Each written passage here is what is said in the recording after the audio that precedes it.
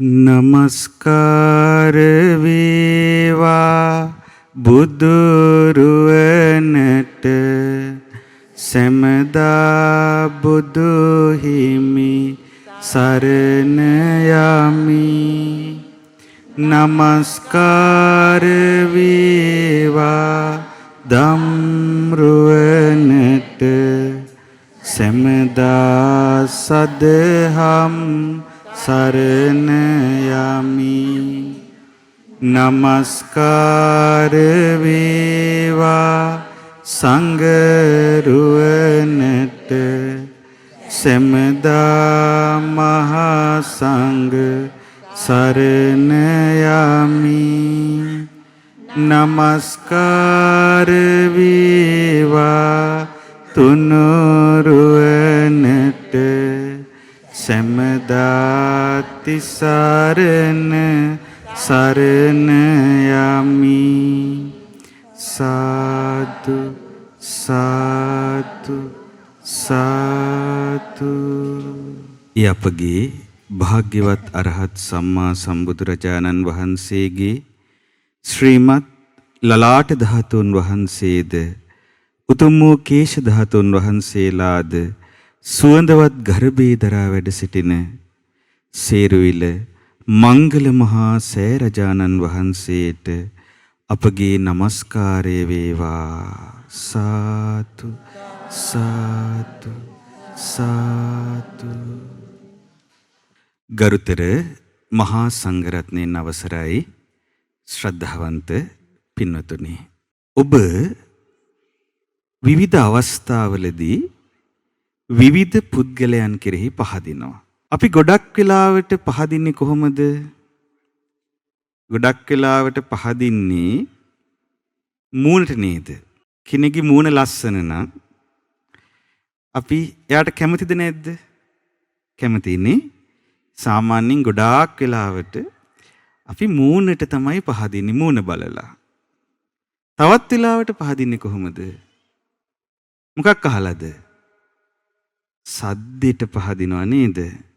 ලස්සන කටහඬක් තියෙනවා නම් පහදිනවද නැද්ද?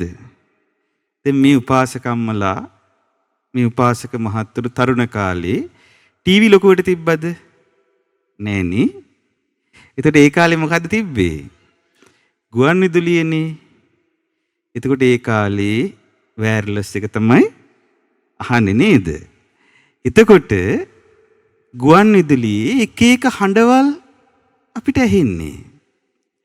එතකොට දන්නේම නැතුව කාලයක් දැන් ඒ කාලේ අයට මතක ඇති එක එක නිවේදකයෝ කෙරෙහි, නිවේදිකාවෝ කෙරෙහි හිත බැඳිලා යනවා. ඒ මොකක් ඇහිලාද? හඬ ඇහිලා. රූපේ දැකලාද? නෑ. හඬානුව හිතනවා රූපේ මෙහෙම ඇති කියලා. හැබැයි ගොඩක් අයගේ එහෙම තියනවද? නෑ. කටහඬ ලස්සන වුණාට රූපෙ එච්චර ලස්සන නෑ. ඉතින් ඔය විදිහට අපි විවිධ දේවලට පහදිනවානේ.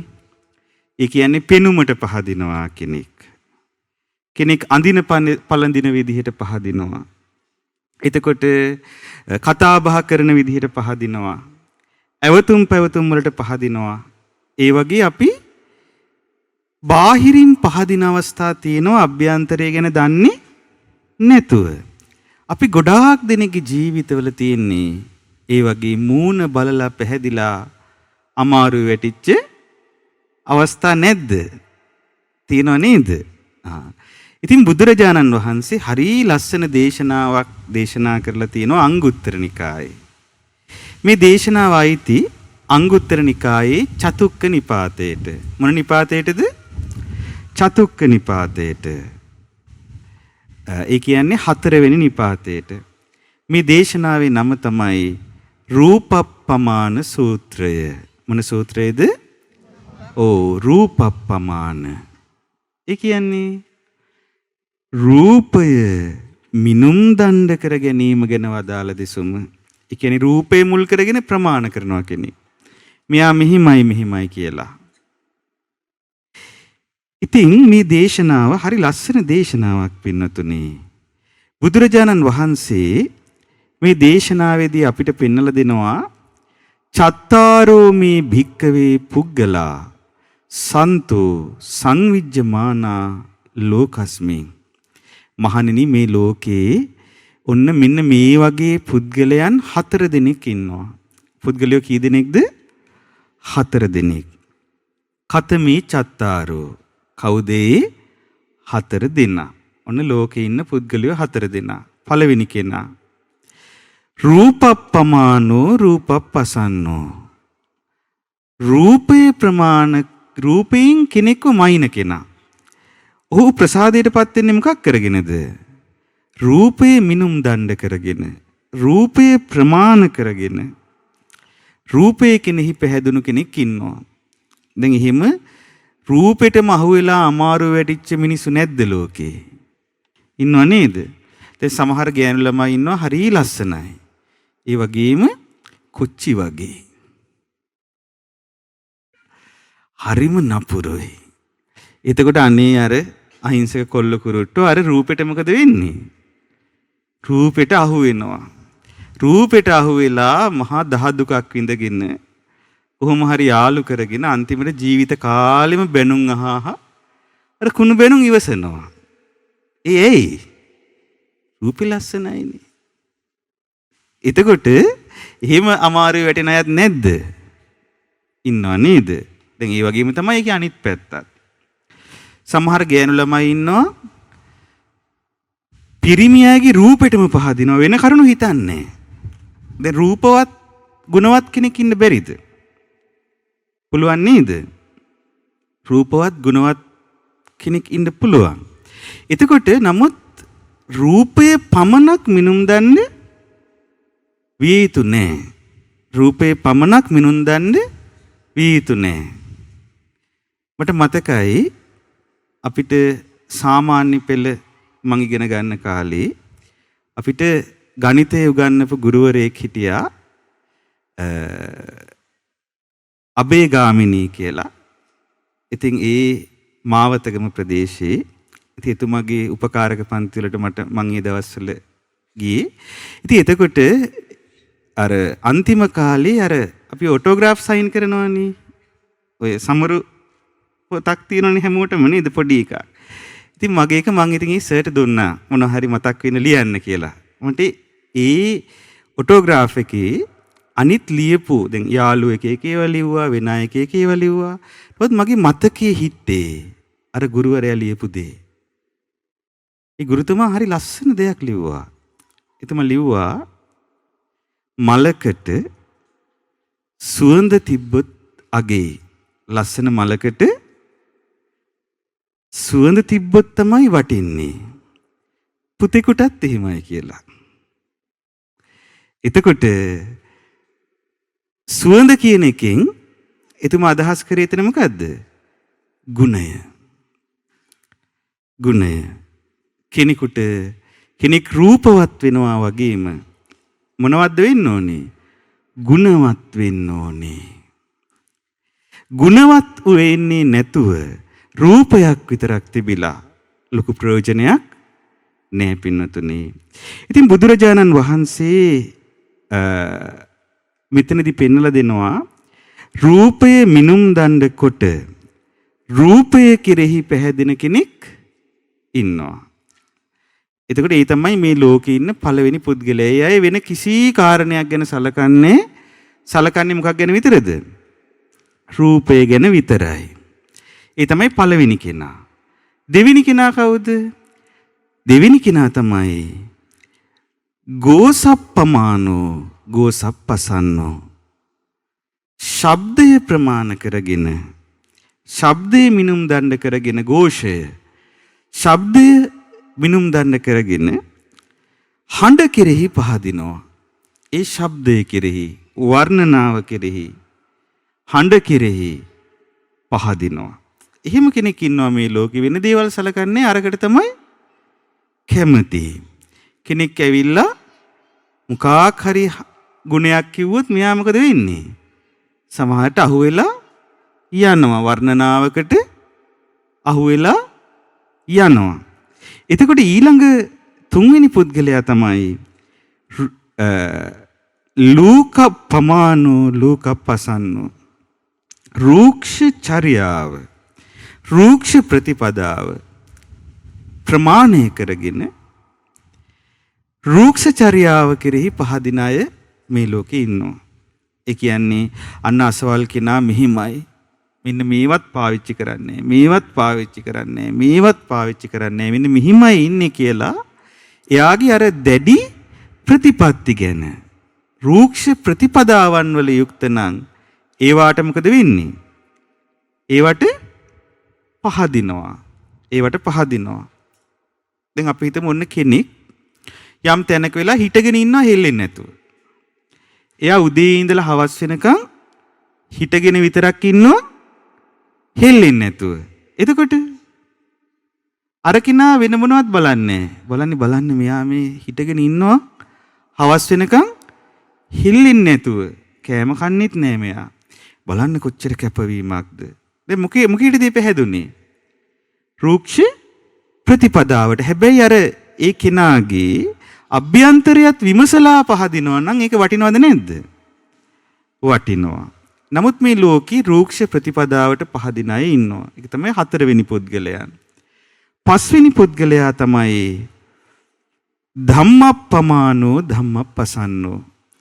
ධර්මයේම ප්‍රමාණ කරගෙන ධර්මයේ මිනුම් දණ්ඩ කරගෙන ධර්මයේ මුල් කරගෙන පහදින කෙනා. ඒ කියන්නේ යා කෙනෙක් රූපේ විතරක් සලකන්නේ නැහැ. ශබ්දේ විතරක් සලකන්නේත් නැහැ. එයාගේ ප්‍රතිපදාව විතරක් සලකන්නේත් නැහැ. බලනවා මොකක්ද? මෙයාගේ හැසිරීම, මෙයාගේ චර්යාවන්, මෙයාගේ සිතුම් පැතුම් ධර්මයත් එක්ක බද්ධ වෙලා තියෙන්නේ කොහොමද කියලා ඒක නා බලනවා. ඔබට හිතෙන්නේ මේ පුද්ගලයෝ හතර දෙනාගෙන් වඩාත් හොඳ කොයි පුද්ගලයාද? කොයි එක්කෙනාද? හතරවෙනි එක්කෙනා නේද? ඔව්. නමුත් අපි අපේ මෝඩකම් නිසා සමහර විට සසර දෝෂත් වෙනවා ඒ ඇස්සේ. අපි අපේ මෝඩකම් නිසා නමුත් පින්නතුනේ අනිත් ඒවටත් අහු වෙන්නේ නැද්ද? දැන් පළවෙනි පුද්ගලයා කවුද? රූපය ප්‍රමාණ කරගෙන රූපයෙන් පැහැදිච්ච කෙනා. හරි කෙනෙක්ට පැහැදුනොත් හරි. එහෙම නැත්තම් අමාරු වැටෙනවා. එහෙම හරි ලස්සන විස්තරයක් තියෙන ඔය රූපෙට පැහැදිලා අමාරුයි වැටිච්ච ගෑනු ළමයෙක් ගැන. ජාතක පාළි අහලා තියෙනවද වීණාතුන ජාතකය? නෑනේ, ඒක වැඩි අහපු නැති එකක් මට හිතෙන්නේ. හරි ලස්සන කතාවක් ඒක. ඒ කාලේ සවැත් නුවර පින්නතුනේ මේ එක්තරා සිටු නිවසක් තිබ්බා. මේ සිටු නිවසේ හිටියා ලස්සන සිටු කුමාරියක්. මේ සිටු කුමාරි හරි ලස්සනයි. බැලූ අයගේ හිත පහදිනවා. ලස්සන වගේම මේ සිටු කුමාරි හරි මෝඩයි. දැන් ලස්සනත් එක්ක මෝඩකමත් ආපුවාම මොකද වෙන්නේ? තමනුත් කරදරේ වැටෙනව නේද? ඒත් එක්ක මෝඩකම ආවට පස්සේ ඒ කෙනා කරදරේ වැටෙනවා. දැන් බලන්න මෙයාට වෙච්ච දේ. දැන් මෙයාට 80 කලක් ධනෙ තිබුණා. මහා ධන සම්පත් තිබ්බ. දැන් මේ සිටු කුමාරිතින් හරි ටිකක් කියන්නේ නුවණ හරියට දියුණු කරගෙන නැහැ. ඒ ගෙදර හිටියා හොඳට මොල්ලිය තියෙන හරකෙක්. මොන හරකෙක්ද? මොල්ලිය තියෙන හරක් දැකලා තියෙනවද? ඉන්දියාවේ මිනිස්සු හරකුන්ට හොඳට සලකනවානේ. ඉතින් ඒ සිටු දියණියගේ ආච්චි අම්මා මේ මොල්ලිය තියෙන හරකව අරගෙන ඌව නාවලා ඌ ගෙදර මැද තියාගෙන ඌට ගිතෙල් කන්න දීලා ඌ ආදරෙන් බලා ගන්නවා. ඉතින් අදටත් ඔබ ඉන්දියාවේ ගියොත් එහෙම ගෙවල් වල හරක් ගෙවල් ඇතුලේ පූජනීය විදිහට තමයි හරකුන්ට සලකන්නේ. ඉතින් මේ ආච්චිත් එහෙමයි. මේ සිටු ගෙදර ආච්චි සිටුතුමාගේ අම්මා අර වෘෂභ රාජයාට ලොකු මොල්ලියක් තියෙන වෘෂභ රාජයාට හරි ආදරෙන් සැලකුවා. ඉතින් දැන් මේ දුව බලන් ඉන්නවා. දැන් සිටු දියණිය දැන් තරුණ වයසටපත් වෙලා. දැන් අවුරුදු මං හිතන්නේ 18ක් 19ක් විතර. ඉතින් මෙයා එක දවසක් ඇහුවා ආච්චි මේ ගෙදර මෙච්චර හරක් ඉන්නවා. නමුත් අනිත් හරක් ඔක්කොම මොකද කරන්නේ? වැඩට ඉන්නේ. උන් වැඩ කරනවා. දවල් ඉඳලා හවස් වෙනකන් උන් උදේ ඉඳලා හවස් වෙනකන් උන් බර අදිනවා, සීසානවා, ගොඩාක් වැඩ. නමුත් මේ හරකා පිදුම් ලබනවා. දැන් ගෙදර හැමෝම මේ හරකට සලකනවා. තාත්තත් සලකනවා, අම්මත් සලකනවා, ආච්චිත් සලකනවා, ගිනි පුදනවා. සෑහෙන ಜಾති ගොඩයි. එයි කියලා හෙව්වා. එතකොට ආච්චිත් මොකද කළේ? ආච්චිත් කිව්වා දුවේ බලාපන් කෙල්ලේ මේ වෘෂභයාගේ මොල්ලිය. මුගේ මොල්ලිය ලොකු බලන්න කිව්වා. මූ නිකං වෘෂභයෙක් නෙවෙයි. ලොකු මොල්ලියක් තියෙන වෘෂභ රාජයෙක් මේ. ඉතින් ඒකයි මේ මෙවැනි අය සත්කාර සම්මාන ලබනවා. මේ නිකං හරකෙක් නෙවෙයි. මේ කවුද? ගොන් රජෙක්. වෘෂභ රාජයෙක්. වෘෂභ රාජයෙක් මේ. ඒකයි මේ මූට සත්කාර සම්මාන ලැබෙන්නේ කියලා කිව්වා. ඒතර කුමාරියත් කියලා දැන් එහත් ඒක ඔලුවට ගත්තා. දැන් මෙයා ටිකක් මොඩ පහේනේ. හැබැයි ලස්සනයි ඉතින් දැන් මේ කුමාරි හිතුවා එහෙනම් හරි. එහෙනම් මේ මොල්ලිය පිටේ තියෙන අය තමයි හොඳට සම්මාන ලබන්නේ. සිටු කුමාරි ඔය ගැන කල්පනා කර කර දැන් ඔන්න සඳලු තලයට වෙලා ඉන්නවා සිටු මාලිගාවේ දවසක්. දැන් පහුවෙනිදා සඳලු තලයේ ඉඳලා පාර බලාගෙන ඉද්දී සිටු දියණිය දකින්නවා පාරේ යනවා හරකෙක්ගේ මොල්ලියක් තියෙනවා වගේ පිට කුදු ගැහිච්ච මිනිස්සෙක් පාරේ යනවා. දැන් ඒ මිනිසයා මොකද වෙලා තියෙන්නේ? දැන් කුදුයි. දැන් මෙහෙම පල්ලෙහාට පාත් වෙලා හරකෙක්ගේ මොල්ලිය වගේ දැන් අර පිට ඉස්සිලා යාගේ. එහෙමයි දැකලා නැද්ද? කර්මානුරූපව එහෙම වෙනවනේ නේද? ටිකක් වයසක පහේ මිනිස්සේ දැන් මෙහෙම අර විදිහට පාත් වෙලා හැබැයි මොල්ලිය වගේ තියෙනවා පිටිපස්සට මෙහෙම ලොකු වෙලා. අර කුදු ගැහිච්ච එක. ඒ මිනිසයා දැන් පාරේ යනවා. එතකොට මේ කෙලී හිතනවා අන්න අපේ කිරි අම්මා කිව්වේ ගවයන් අතර ප්‍රධානියා වෘෂභ රාජයා වුණේ කවුද?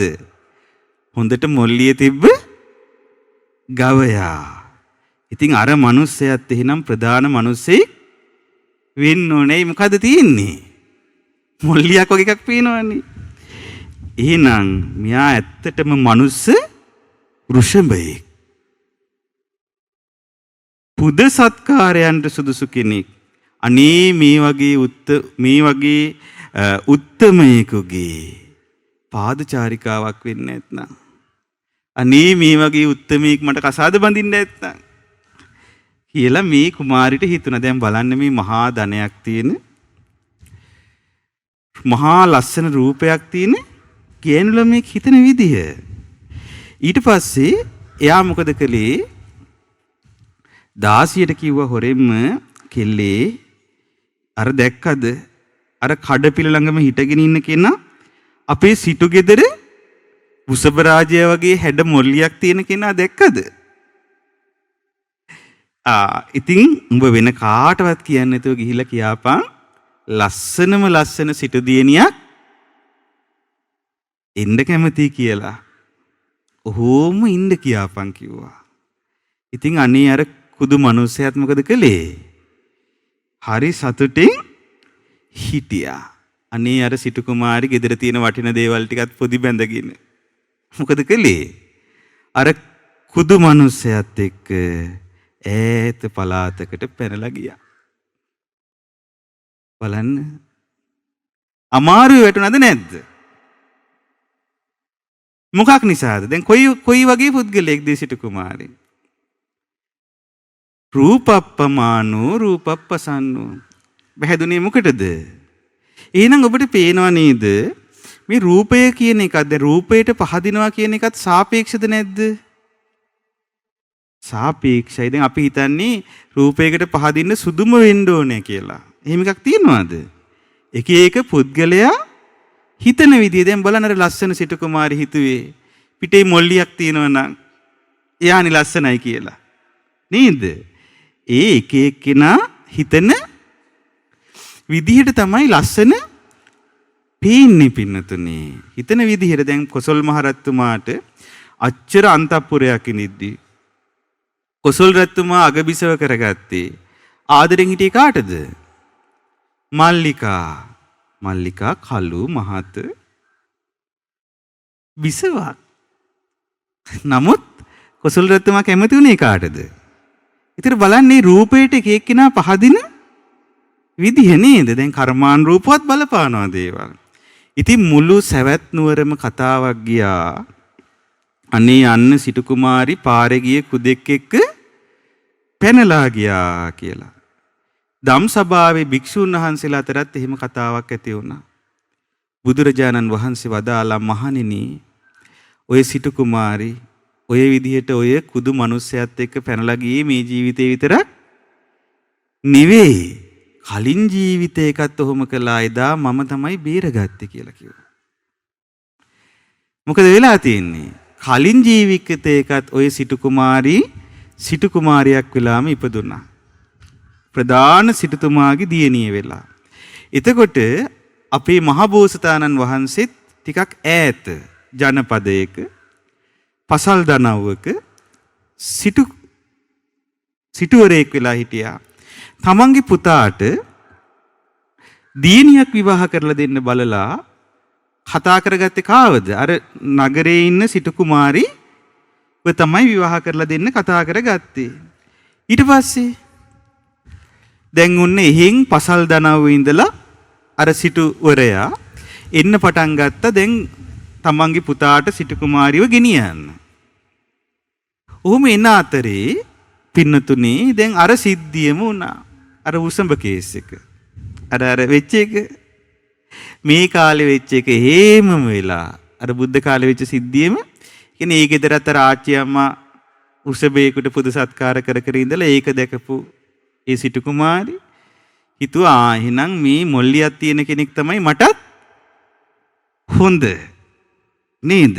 එහෙම හිතලා පාරේ යන වයසක කුදෙක් එක්ක පැනලා ගියා. නමුත් වෙලාවට පැනලා යන දවස ගොඩාක් සීතල දවසක්. මේ දෙන්න අම්බලමක නතර වුණේ. අර කුදු මිනිස්සයා වයසයිනේ. මේ මිනිස්සයාට සීතල දරා ගන්න බැරි වුණා. දරාගෙන අර වීණාවක් වක ගැහුණා වගේ වක ගැහිලා වේදනාවෙන් කිඳිරි ගන්න පටන් ගත්තා. එතකොට ඔය අතර අර අපේ මහ බෝධිසත්වයන් වහන්සේ සිටුතුමා මේ සිටු දියණියම ගෙනියන්න නෙන්නේද? මගදී අතනදිම හම්බුණා. අඳුනගත්තා. අඳුනන ඇහුවා දුවේ මොකද නුඹ මෙතන මේ කුදු මිනිස්සෙක් එක්ක කියලා. ඊට පස්සේ ඒ සිටු දියණිය විස්තරේ කිව්වා. එතකොට අනේ කිව්වා අනේ මං හිතුවේ මෙයා මේ පුරුෂ වෘෂභයෙක් කියලා. ශ්‍රේෂ්ඨ පුරුෂ වෘෂභයෙක් කියලායි මම හිතුවේ. නමුත් අනේ දැන් බලන්න මේ වැතිරිලා ඉන්න හැටි. හරියට තත් ගැලවිලා ගිය වීණා දණ්ඩක් වගේ. මොකක් වගේද? අන්න තත් ගැලවිලා ගිය වීණා දණ්ඩක් වගේ මේ මිනිස්සයා. ඉතින් අර සිටුතුමාට අනුකම්පා හිතුණා. ඒ සිටු කුමාරි වෙතනින් මුදවගෙන ගෙදර එක්ක ඇවිල්ලා තමන්ගේ සිටු කුමාරයාට සරණ පාවා දුන්නා. ඉතින් බුදුරජාණන් වහන්සේ වදාලා මහණෙනි එදා ඔය සිටු දියණිය වෙලත් හිටියේ මෙදත් ඔය කුදා සමග පැනලා ගිය දියණියමයි. එදා අර කාසි කියන ගමේ සිටුවරයා වෙලා හිටියේ මම කියලා බුදුරජාණන් වහන්සේ වදාලා. ඉතින් බලන්න පින්නතුනි මේ රූපය ගැන බාහිරින් පැහැදුනහම වෙන දේ. අදත් දැන් අපේ සමකාලීන සිද්ධි ගත්තාම මේ කාලෙත් රූපය ගැන විතරක් හිතලා අමාරුයි වැටෙන ළමයි ගොඩාක් නැද්ද? ගොඩාක් ඉන්නවා. ගොඩාක් ඔය ගෑනු ළමයි පිරිමි ළමයාගේ රූපය ගැන විතරක් හිතුවට පස්සේ ගොඩාක් සල්ලාල පිරිමින්ගේ ගොදුරු බවට පත් වෙනවා. ඒ නිසා හැමෝම කල්පනා කරන්න ඕනේ ස්ත්‍රියෙක් වේවා පුරුෂයෙක් වේවා අපි පුද්ගලයෙක් ගැන පහදින මිම්ම රූපය පමණක් විය යුතු නෑ. දැන් රූපයට හිත පහදිනවා තමයි. නමුත් රූපයම ප්‍රමාණ කරගන්න හොඳ නෑ. දැන් අපි හිතමු දැන් සමහර විට සසර දෝෂවලත් එක්ක දැන් සංසාර දෝෂත් එක්ක අපිට සමහර වෙලාවට සමහර අයට අනිවාර්යෙන් හිත යන අවස්ථා නැද්ද? කොච්චර හිත ගියත් හිත ගන්න බෑ වගේ හිතෙනවා. ඒ වෙලාවට මොකද කරන්න ඕනේ? නුවණින් විමසීම පාවිච්චි කරන්න ඕනේ. මොකක්ද ඒකට කියන්නේ? යෝනිසෝ මනසිකාරය. යෝනිසෝ පනසිකාරය භාවිතා කරලා මේ රූපප්පමාන සූත්‍රය වගේ මේ සූත්‍ර ගැන කල්පනා කරලා අපි හැම කරුණක්ම ගැන සිතලා තමයි අපේ ඒ දෙයක් හෝ පුද්ගලයෙක් ප්‍රමාණ කිරීම කරන්න ඕනේ. මොකද දැන් සාමාන්‍ය කෙනෙකුට තවත් පුද්ගලයෙක්ව ප්‍රමාණ කරනවා කියන එක පින්නතුනේ ඒක පහසු දෙයක් නෙවෙයි. ඒක හරියට නුවණින් තොරව කළොත් ගොඩාක් අකුසලයන් රැස් වෙනවා. සමහර නුවණැති ගුණවත් උතුමන් කෙරෙහි ඉබඳු ප්‍රමාණ කිරීම වලට ගිහිල්ලා විපතේ වැටුණු අය කොතිකුත් ඉන්නවා පින්නතුනේ. ඒ නිසා අපි විශේෂයෙන්ම අපි හරීම පරිස්සම් වෙන්න ඕනේ. දැන් මේකට හොඳම උදාහරණේ තමයි ඔබ අහලා තියෙනවද? ලකුණ්ඨක බද්දිය කියලා මහරහතන් වහන්සේ නමක් හිටියා. අහලා තියෙනවද? උන්වහන්සේ රූපෙට පහදිනවද? රූපෙට ලොකු පැහැදීමක් ඉන්නේ නැහැ. ඇයි ඒ? උන්වහන්සේ ගොඩාක් මිටි. මූණෙත් පුංචි නපුරු පාටක් වගේ තිබුණා. ඒ කුදු බවත් එක්ක ඒ කියන්නේ මිටි බවත් එක්ක ඒ ලකුණ්ඨක බද්දිය මහරහතන් වහන්සේ ගැන ගොඩාක් අය බාහිරින් පැහැදිලා බාහිරින් අපහැදුනා. ගණන් ගත්තේ නැහැ. නමුත් උන්වහන්සේ ශ්‍රේෂ්ඨ උතුමෙක්. උන්වහන්සේ කලින් පදුමුත්තර නම් බුදුරජාණන් වහන්සේ කාලේ ඒ බුදුරජාණන් වහන්සේගේ දහම් සභාවේ ඊ타ත්ම මිහිරි හඬින් බණ කියන භික්ෂුවක් මිහිරි හඬින් බණ කියන භික්ෂුන් අතර අගතනතුර ලැබෙනවා දැක්කට පස්සේ ඒකට කැමති වෙලා දන්පැන් පූජා කරලා පින් කරමින් ඒ පදුමුත්තර බුදුරජාණන් වහන්සේගෙන් විවරණ ලැබුවා. අනාගතේ ගෞතම නම් සම්මා සම්බුදුරජාණන් වහන්සේ මෙලව පහළ වෙන කාලේ මිහිරි හඬින් ධර්මයේ දේශන භික්ෂුන් අතර අගතනතුර ලැබනවා කියලා. සසරේ හැටි බලන්න. පුස්ස බුදුරජාණන් වහන්සේ කාලේ ලකුණ්ඨක බද්දිය ස්වාමීන් වහන්සේ කෝලෙක් වෙලා ඉපදිලා හිටියේ. කුරුල්ලෙක්. කෝලෙක්. මේ කෝලා දවසක් ඊ타ත්ම මිහිරි රස තියෙන අඹ ගහකින් අඹ ඵලයක් අරගෙන තුඩින් පියාඹගෙන යද්දී පුස්ස බුදුරජාණන් වහන්සේ පිඬු පිනිස වඩින හැටි දැක්කා. සසරේ පුරුද්දකට දෝ හිත පැහැදුනා. අර තුඩින් ගත්ත මිහිරි අඹ ඵලය තමන් අනුභව කරන්නේ නැතුව බුදුරජාණන් වහන්සේගේ පාත්‍රයට අතෑරියා. පින්නතුනේ බලන්න මිහිරි හඬට අවශ්‍ය මේ මිහිරි දෙයක් පූජා කළේ. මිහිරි දෙයක් ලැබීම පිණිස ඒ සකස් වෙච්ච හැටි. ඔහොම සසරෙද්දි ගොඩාක් පින් කරගත්තා. නමුත් අපේ කාශ්‍යප නම් සම්මා සම්බුදුරජාණන් වහන්සේ කාලේ පුංචි වැරැද්දක් වුණා. මොකක්ද උන වැරැද්ද? කාශ්‍යප බුදුරජාණන් වහන්සේ කාලේ මේ ලකුණ්ඨක බද්දිය ස්වාමීන් වහන්සේ ඔය ඉදිකිරීම් ශේෂ්ත්‍රයට අදාළව තමයි හිටියේ. එතුමා හොඳ ඉදි කරන කෙනෙක්. හොඳ ඔය වඩුවේ. වඩුව කිව්වහම ඔය ලී වැඩ කරන වඩුව නෙවෙයි. ගල් වඩුවේ. එතකොට මේ වඩුවා විවිධ විදිහට විවිධ නිර්මාණ කරනවා. විවිධ දේවල් ගොඩ නගනවා. එතකොට දැන් කාශ්‍යප බුදුරජාණන් වහන්සේගේ ස්තූපය හදන හැටි ගැන කාශ්‍යප බුදුරජාණන් වහන්සේ පිරිනුවන් පෑවට පස්සේ රාජ මහා මාත්‍යයන්ගෙන් යුතු සභාවක කතා වුණා. අපේ බුදුරජාණන් වහන්සේගේ ධාතුන් වහන්සේලා පින්නතුනේ පුංචි අබෑට මුතු පීලි ප්‍රමාණයට ඡේදනය වුණානේ. නමුත් කාශ්‍යප බුදුරජාණන් වහන්සේගේ ධාතුන් වහන්සේලා ඒක ඝන වුණා. ඒක ඝන වුණා කියන්නේ එකට ගුලියක් වගේ පොදියට පිහිටියේ. වෙන්ුන්නේ හේතුව මොකද්ද? දීර්ඝායුෂ තියෙන කාල. දීර්ඝායුෂ තියෙන කාලවල බුදුරජාණන් වහන්සේලා ධාතුන් වහන්සේලා විසිරෙන්න අදිෂ්ඨාන කරන්නේ නැහැ. එක තැනක එක මහා සෑයක් හැදෙනවා. ආයුෂ ගොඩක් දිග නිසා මිනිස්සුන්ට තමන්ගේ ජීවිත කාලය ඇතුලේ ඇවිල්ලා වැඳ ගන්නට පුළුවන්. අනිත් එක බුදුරජාණන් වහන්සේත් ගොඩාක් කාලයක් ධර්මයේ දේශනා කරමින් ඉඳලානේ.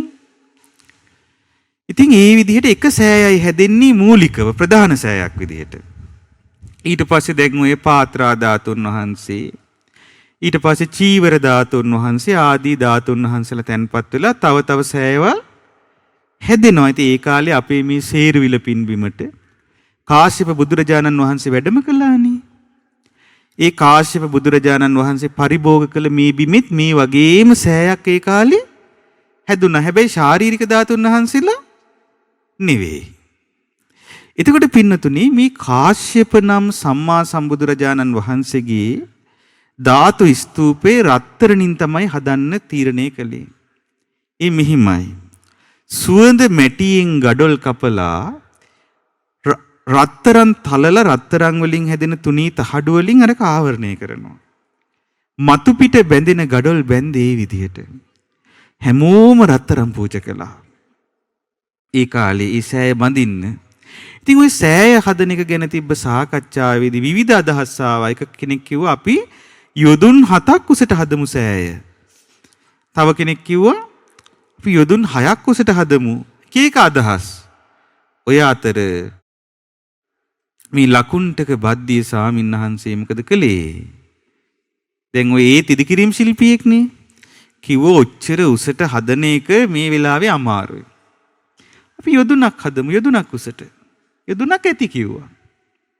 අන්තිමට හැමෝම එකඟ වුණේ කොයි අදහසටද? ඒ අදහසට. ඒතර යොදුන් ගානක් උසට හැදෙන්න තිබ්බ ස්තූපය කොට වුණා. කෙනෙක්ගේ වචනයක් නිසා යොදුනක් උසට. ඒ කෙනා සසරේ උපදිද්දි කොට වෙලා උපදිනවා. දැන් බලන්න මේ සසරේ කර්ම විපාක එන හැටි. ඒ නිසා කවදාවත් පින්නතුනේ කෙනෙක් පූජා පිනිස කරන දෙයක් සීමා කරන්නට යන්න එපා. එතකොට දැන් ඒක තමයි උනේ මේ ලකුණ්ඨක බද්දිය ස්වාමීන් වහන්සේට. හැබැයි ගොඩාක් ගුණවත් කෙනෙක් රූපය දෙස බලා පමණක් පහදින අය ලකුණ්ඨක බද්දිය ස්වාමීන් වහන්සේට පහදිනවද? පහදින්නේ නැහැ.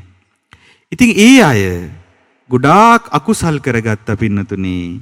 සමහර වෙලාවට මේ ලකුණ්ඨක බද්දිය ස්වාමීන් වහන්සේට උසුළු විසුළු කරලා නොඑක් විදිහට විහිළු කතා කියලා පව් පුරව ගත්තා. දැන් ඔබ කවදාවත් ස්වාමීන් වහන්සේ නමකගේ රූපය මුල් කරගෙන ස්වාමීන් වහන්සේ නමකට කතා හදන්න එපා. මොකද ඒක හරි භයානකයි. ස්වාමීන් වහන්සේ නමක් හැම වෙලාවෙම නියෝජනය කරන්නේ කාවද? මහා සංඝරත්නය. බුදුරජාණන් වහන්සේගේ ශ්‍රාවක පිරිස. දැන් ඒකනේ බුදුරජාණන් වහන්සේ අර අත්පා නැති අය, කොර අය, ඒ වගේ විවිධ අඩුපාඩු තියෙන අයව උපසම්පදා කරන්න එපා කියලා තියෙනවානේ. ඒ ස්වාමීන් වහන්සේලාට උපසම්පදා කරන්න තහනම්. හේතුව මොකද්ද? හේතුව තමයි සාමාන්‍ය මිනිසයාට ඕකේ සීමාව නොතේරීම. සාමාන්‍ය මිනිස්සු දැන් උන්නේ ස්වාමීන් වහන්සේ නමක් කොරග ගහ ගියොත් එහෙම මොකද කියන්නේ? අර කොර උන්වහන්සේ වඩිනවා කියලා කිව්වොත් එහෙම. ඒතර මොකද වෙන්නේ? ඉතින් එයා දන්නේම නැතුව අකුසල් ගොඩාක් කරගන්නවද නැද්ද? මොකද එයාගේ ගුණේ දන්නේ නැහැ. ඉතින් ඒ නිසා පින්නතුනේ ඔබ කවදාවත් රූපය මුල් කරගෙන කෙනෙකුට ගරහන්න එපා. අපිත් සසරේ ඕනෑ තරම් වතාවක් විවිධ රූප විවිධාකාරයේ රූප ඇතිව මේ මනුස්ස ලෝකෙ ඉපදිලා ඉන්නේ නැති. ඒ නිසා කවදාවත් රූපය මුල් කරගෙන ගරහන්න එපා. විශේෂයෙන්ම මේ පාසල් වයසේ ඉන්න දරුවෝ පාසල් වලදී සමහර තමන් එක සම වයසේ ඉන්න දරුවන්ගේ අපි හිතමු නහය පොඩ්ඩක් බකයි කියලා. ඒතකොට ඔන්න ඒකට නමක් දානවා. ඊට පස්සේ අපි හිතමු කන පොඩ්ඩක් නැමිලා කියලා. ඒකට මොකද කරන්නේ? ඒකට නමක් දානවා. අපි හිතමු දත් ටිකක් ඉස්සරහට ඇවිල්ලා කියලා. ඒකට නමක් දානවා. මේ සසර ගැන දන්නේ නැතුව කරන දේවල් ඒ විදිහට රැස් කරන කර්ම අපිටත් ඉබඳුම රූප ඇතුව සසරේදී උපද්දනවා. අපිටත් ඉබඳුම නිന്ദා ලබන්ට සුදුසු ආකාරයට දේ සකස් වෙනවා. ඒ නිසා පින්නතුනේ කවම කවදාවත් කෙනෙක්ට රූපයක් මුල් කරගෙන කෙනෙක්ව ගර්හාවට ලක් කරන්න එපා. ඉතින් ලකුණ්ඨක බද්දිය ස්වාමීන් වහන්සේ දවසක් බුදුරජාණන් වහන්සේ ළඟට පැමිණුණා. බුදුරජාණන් වහන්සේ දැක්කා ඈත ඉඳලා ලකුණ්ඨක බද්දිය ස්වාමීන් වහන්සේ වඩිනවා දැක්කා. දැකලා භික්ෂුන් නැමතුවා. භික්ෂුන් නමතලා කියනවා පස්සතනෝ තුම්හි භික්කවේ ඒතං භික්කුං ආගච්ඡන්තං දුබ්බන්නං මහණෙනි ඔබට පේනවද අර ඈත එන භික්ෂුව දුබ්බන්නං දුර්වර්ණ වූ දුද්දසිකං ඕකෝටිමකං භික්ඛූනං පරිභූත රූපන්ති මහණෙනි ඔබට පේනවද අර ලස්සන නැති නපුරු පෙනුමක් තියෙන ටිකක් මිටි අවමානයට ලක්වෙන පෙනුමක් තියෙන භික්ෂුව. එතකොට ස්වාමීන් වහන්සේලා උත්තර දුන්නා ඒවං බන්තේ ස්වාමීනි එසේය. ඒසෝකෝ භික්කවේ භික්ඛු මහිද්దికෝ මහානුභාවෝ මහණෙනි ඔය භික්ෂුව මහා 이르දිමත් කෙනෙක්. ඔය භික්ෂුව මහා ආනුභාව සම්පන්න කෙනෙක්. නචසා සමාපatti සුලභ රූපා යාතේන භික්ඛුනා අසමාපන්න පුබ්බා. ඒ භික්ෂුව විසින් සම නොවැදුණු යම් සමාපත්තියක් ඇතනම් ඒ බඳු සමාපත්තීන් දුර්ලභයි. යස්ස චත්තාය කුලපුත්තා සම්මදේව අගාරස්මානගාරියම් පබ්බජන්ති තදනුත්තරම් බ්‍රහ්මචර්ය පරියෝසනං දිත්තේව ධම්මේ සයං අභිඥා සච්චිකත්වා උපසම්පජ්ජ විහෙරති. ඉතින් ওই භික්ෂුව යම් භික්ෂුවක් යම් අරමුණක් උදෙසා සදහැවත් කුලපුත්‍රයෙක් ගිහි ගෙදර අතහැරලා මේ ශාසනය මනාකොට පැවිදි වෙනවා නම් අන්න ඒ අරමුණ වුණ අනුත්තර වූ බ්‍රහ්මචාරී ජීවිතය ඊ සම්පූර්ණත්වයෙන් ලබන ප්‍රතිඵලය වන උතුම් අරහත්වය මේ ජීවිතයේදීම උපදවාගෙන වාසය කරන කෙනෙක් ඔය රහතන් වහන්සේ නමක් කියලා බුදුරජාණන් වහන්සේ මෙන්න මේ ලස්සන ගාථා රත්නය වදාලා හංසා කොංචා මයුරාච හත්තියෝ පසදා මිගා සීහස්ස භායන්ති නත්ති කායස්මින් තුල්්‍යතා ඒවමේව මනුස්සේසු දහරෝචේපි පඤ්ඤවා සෝහිතත්ත මහා හෝති නේව බාලෝ ශරීරවාති කියලා. තේරුම මොකක්ද? හංසා කුංචා මයුරාච හත්තියෝ පසදාමිකා හංසයන් කොස්වාලිහිනියන් මුනරුන් ඇත්තු තිත්මූ කියන ඔය හැමෝම සීහස්ස භායන්ති නත්ති කායස්මින් තුල්්‍යතා මේ හැමෝම සිංහයට බයයි. කාටද බය? සිංහයාට. ඇඟෙන් සමානකමක් ලැබෙන්නේ නැහැ. ශරීර වෙනස්ද නැද්ද? ශරීර වෙනස්. හැබැයි හැමෝම කාටද බය? සිංහයට බයයි. ඒව මේව මිනිස්සේසු ඔය විදිහටම මිනිසුන් අතර දහරෝ චේපි පඤ්ඤවා මිනිසුන් අතර ප්‍රඥාවන්ත පොඩි දරුවෙක් ඉන්නවා වෙන්න පුළුවන්. පොඩි දරුවෙක් වුණත් ප්‍රඥාවන්තව ඉන්නවා වෙන්න පුළුවන්. ප්‍රඥාවන්ත දරුවෙක් ඉන්නවා වෙන්න පුළුවන්. එතකොට සෝහි තත්ත මහා හෝති. එතන මහා බවට පත් වෙන්නේ ඔහු. කොයි කෙනාද? ලදරුණත් ප්‍රඥාවන්ත කෙනා. දැන් වයස අවුරුදු 70 80 නොවෙන්න පුළුවන්. හැබැයි ප්‍රඥාව තියෙනවා නම් තරුණයෙක් වුණත් ඔහු ප්‍රශංසා ලබන ඔහු තමයි එතන පිදුම් ලබන කෙනා වෙන්නේ. නීව බාලෝ ශරීරවාති. ශරීරය නිසා ඒ කියන්නේ බාලයෙක් ශරීර ලස්සන වුණා කියලා පිදුම් ලබන කෙනෙක් වෙන්නේ නෑ කියලා බුදුරජාණන් වහන්සේ වදාලා. ඉතින් ඒකයි දැන් අපිට මේ ලකුණ්ඨක බද්දිය සාමින්හන්සේ කතාවෙන් ගොඩාක් වටින දෙයක් තේරුම් ගන්නට පුළුවන් වෙනවා. එහෙනම් අපි කවදාවත් රූපය දිහා බලලා කෙනෙක්ට පහදින්න හොඳ නෑ.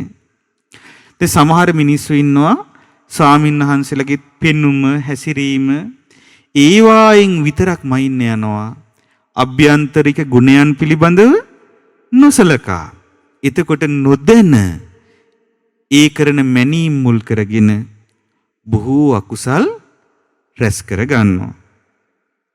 පින්නතුනේ මට මතක් වුණා ලකුණ්ඨක බද්දිය ස්වාමින්වහන්සේගේ ගාථා. උන්වහන්සේගේ තේර ගාථා විදිහට වදාළ මේ ගාථාවන් බලන්න. පරේ අම්බාට කාරාමේ වනසණ්ඩම්හි බද්දියෝ සමූලං තන් හමබ්බුයිහ තත්ත බද්දෝ ජායති. ඒ භික්ෂුවගේ නම බද්දිය අම්බාටක කියන ලස්සන වනගත ස්ථානයකයි ඉන්නේ. තණ්හාව මුලින්ම උදුරලා දාලයි එයා ධ්‍යාන වඩන්නේ. රමන්තේකේ මුතිංගේහි වීනාහි පනවේහිච්ච අහංච රුක්ක මූලස්මින් රතෝ බුද්දස්ස ශාසනේ. සමහරුන්ට සතුටු වෙන්න නම් මිහිගු බෙර ඕනේ, එක්කු වීණාවක් ඕනේ, එක්කු ගැට බෙර ඕනේ.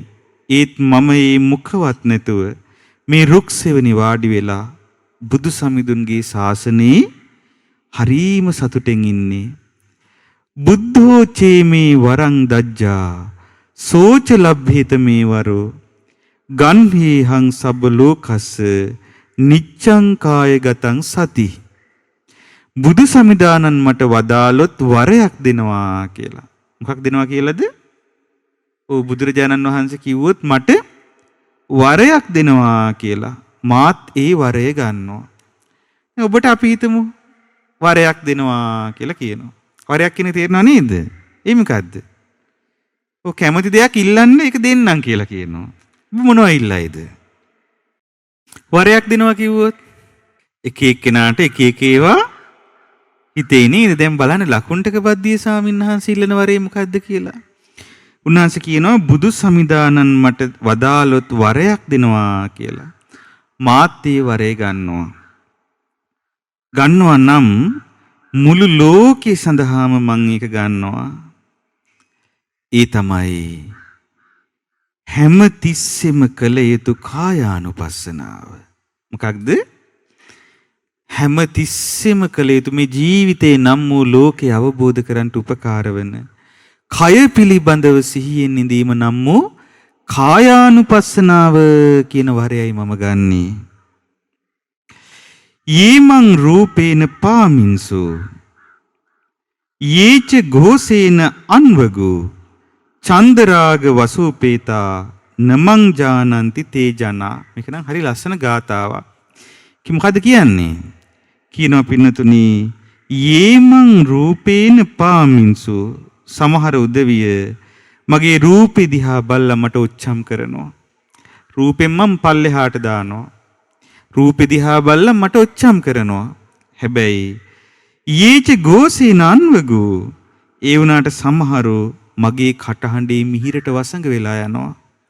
උන්වහන්සේ තමයි මේ බුදුසසුනේම මිහිරි හඬින් ධර්මයේ දේශනා කරන උතුමා. උන්වහන්සේගේ හඬ කන් යමා අසාගෙන ඉන්න අය වසඟ වෙනවා.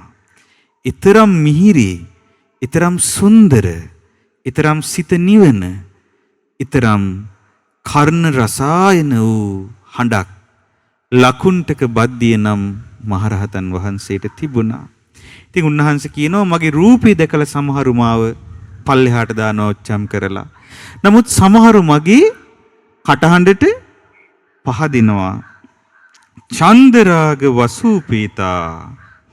ඇත්තටම ආසාවන්ගෙන් මුලා වෙච්ච චන්දරාගයෙන්, ඒ චන්දරාගයෙන් ආශාවන්ගෙන් මුලා වෙච්ච ඒ උදවිය නමං ජානන්ති තේ ජනා.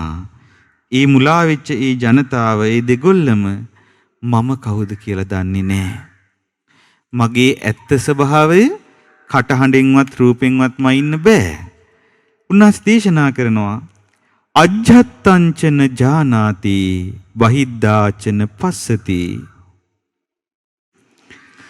සමන්තා චරණෝ බාලෝ සවේගෝසේන වොයිහති.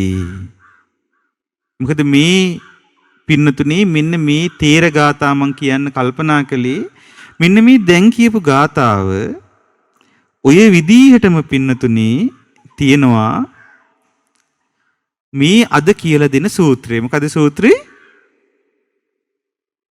රූපප්පමාන සූත්‍රේ. කියනවා ඒගොල්ලන්ට මගේ අභ්‍යන්තර ජීවිතේ පේන්නේ නැහැ. බාහිර ජීවිතේ පේන්නෙත් නැහැ. හැම පැත්තෙන්ම වැහිලා ඉන්නේ. ඒ උදවිය මගේ හඬට විතරක් වසඟ වෙනවා. මගේ හඬට විතරක් වසඟ වෙනවා. දැන් මම දැක්කාර එක්තරා බටහිර ජාතික තරුණ ගායකයෙක් ඉන්නවා. ඒ ගායකයා එක්තරා මානසික ව්‍යාධියකින් පෙළෙනවා මේ දවස්වල. ඉතින් ඒ ගායකයා මේ ළඟදී ඒ රෝගී උත්සන්න වෙලා ගොඩාක් අපහසුතාවයටපත් වුණා. දැන් ඒ රෝගේ යම් මට්ටමකට දැන් සමනයකටපත් වෙලා. ඉතින් ඒ ගායකයා ඔය එක්තරා ප්‍රධාන රටක ප්‍රසංගයක් පැවැත්තුවා. පින්නතුනේ අහසින් ලබාගත් ඩ්‍රෝන ඡායාරූපයක් අපි දැක්කා. හිතා ගන්න බෑ මීමැස්සෝ එක පොදියට ඉන්නවා වගේ. මිච්ඡර මිනිස්සු. ඒ කියන්නේ වසඟ වෙලා තියෙන්නේ මොකේටද? කටහඬට. කටහඬට. එතකොට ඒ අයට ඒ සුන්දර සිත් ඇති භික්ෂුවගේ අභ්‍යන්තරේ පේන්නේ නැහැ. බාහිර ජීවිතේ පේන්නෙත් නැහැ. හැම පැත්තෙන්ම වැහිලා ඉන්න ඒ අය හඬට විතරක් වසඟ වෙනවා. අජ්ජත්තංචන ජානාති බහිද්ධාච පස්සති.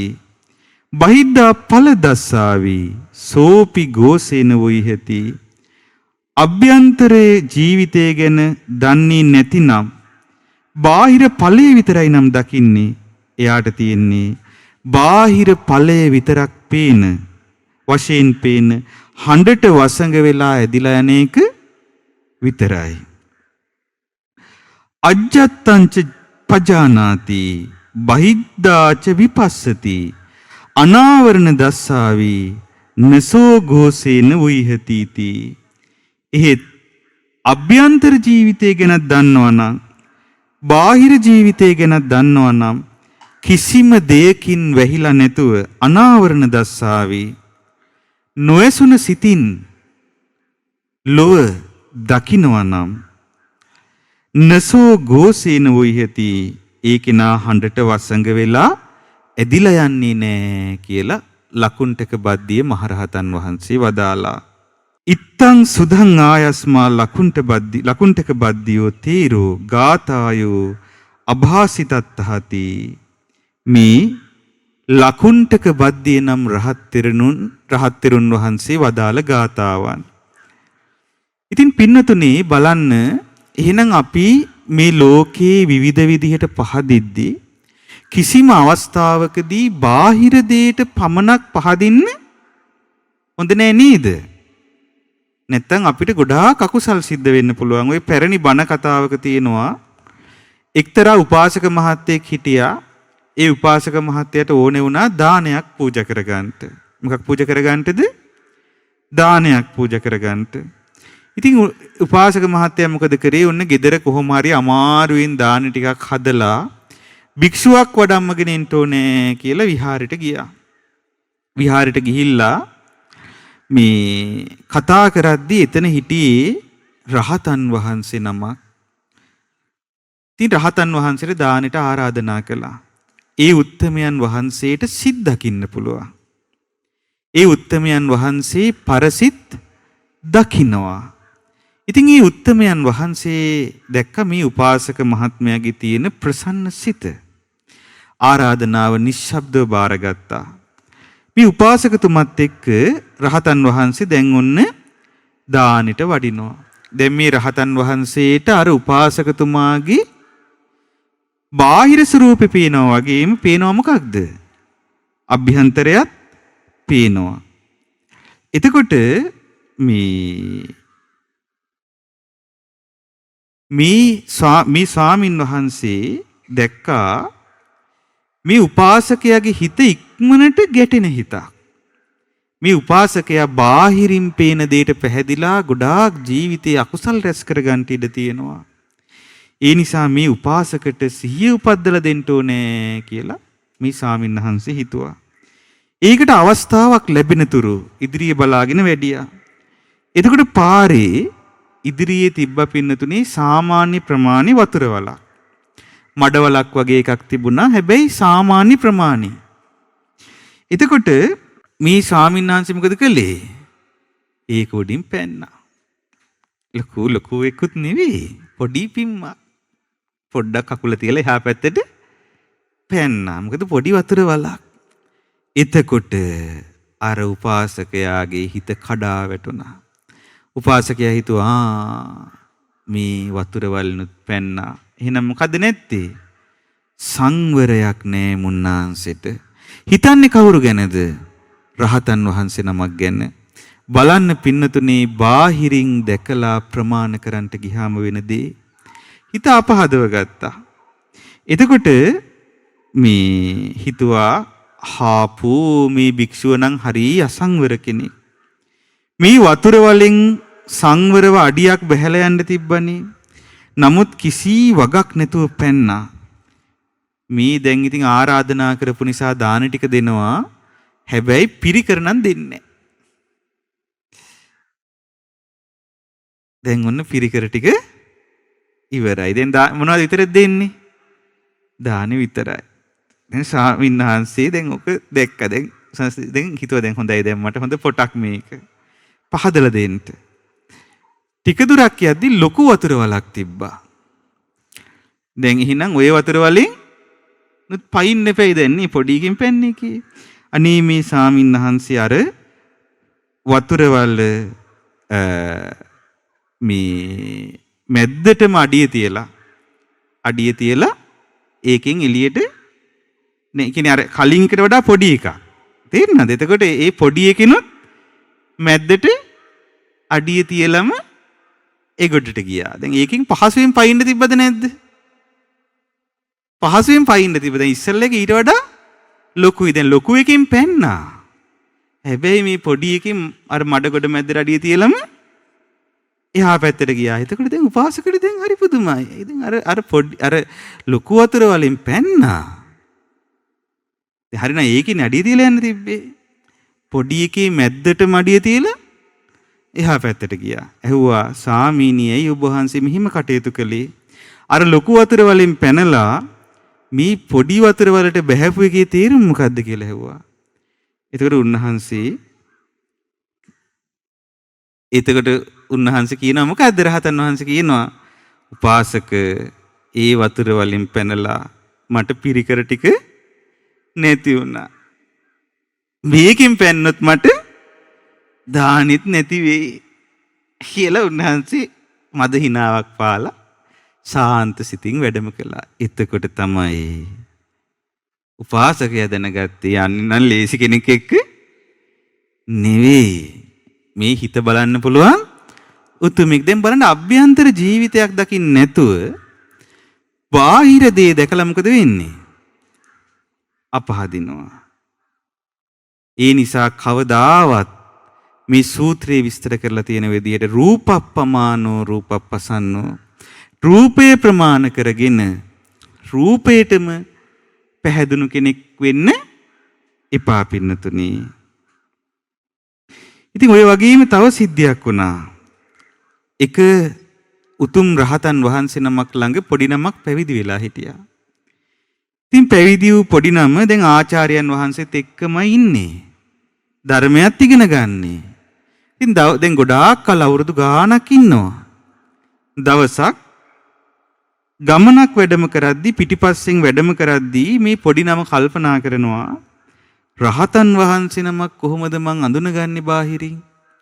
මට බැරි වෙලාවත් රහතන් වහන්සේ නමක් හම්බුනොත් ඉන්නෙත් කවුරු කාත් එක්කද? රහතන් වහන්සේ නමක් එක්ක.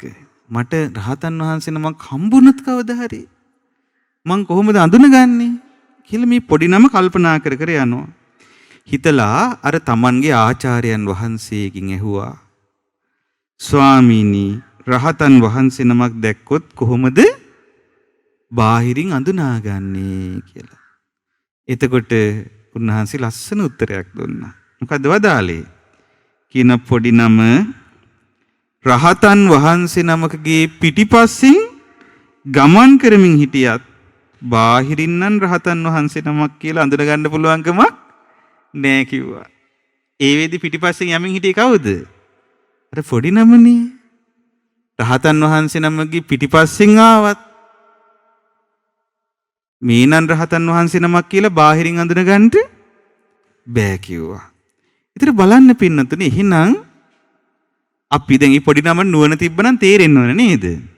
එතකොට අපිට එහෙනම් පුද්ගලයන්ව බාහිරින් රූපේ දෙස බලලා අපිට ප්‍රමාණ කරන්නට බෑ. එහෙම තමනුත් එහෙම ප්‍රමාණ කරන්නේ නෑ කියලා අදිෂ්ඨානයක් ඇති කරගන්න ඕනේ. මෙතනින් එහාට. ඊළඟ එක මොකද්ද? ගෝසප්පමානෝ ගෝසප්පසන්නෝ. ඒ කියන්නේ මොකද්ද? ඒ කියන්නේ තමයි පින්නතුනි හඬට පහදින එක. එක්ක වර්ණනාවට පහදින එක, කෙනෙක්ගේ කටහඬට පහදින එක. ඒකත් මේ ලෝකේ අපිට ගොඩාක් දකින්න තියෙන එකක්. සමහර විට අර කතා කරන රටාවලටත් පහදිනවා. නමුත් අභ්‍යන්තරේ දකින්නේ නැහැ. දැන් අපි හිතමු කෙනෙක් අපිව ගොඩාක් වර්ණනා කරනවා කියලා.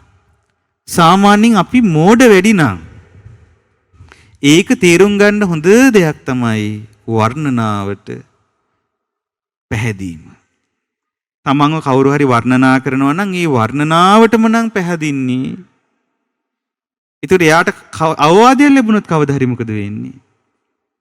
ඒකත් එක්ක ගැටෙනවා. නමුත් නුවණැති උතුමෝ සුදුසු කල්හි වරදෙන් වලකා අවවාද කරනවා. ඒ අවවාදේ දරන්ට තරම් ශක්තිමත් හිතක් අර විදියට ලාමක දෙයට පහදින කෙනාට නෑ පින්නතුනේ. ඒ නිසා ඔය වචන මුල් කරගෙනත් බොරුවට නිකන් අපි පහදින්න හොඳ නෑ. දැන් මේකට හරි ලස්සන කතාවක් තියෙනවා. කුහක ජාතකය. මොන ජාතකයේද? කුහක ජාතකයේ. මේ කුහක තාපසයයි කතාව තමයි මේකේ තියෙන්නේ. ඒක මොකද උනේ? පින්නතුනේ ඒකේ තියෙන්නේ හරි ලස්සන විස්තරයක්.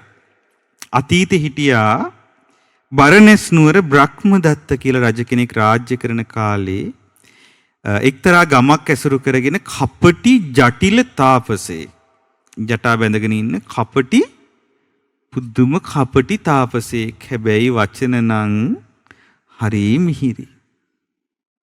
මිහිරි වචන තමයි කතා කරන්නේ. හැබැයි හරි කපටි පින්නතුනේ මේ තාපසයා. ඉතින් ගමේ හිටපු මිනිස්සෙක් දවසක් මෙයාට පැහැදුනා.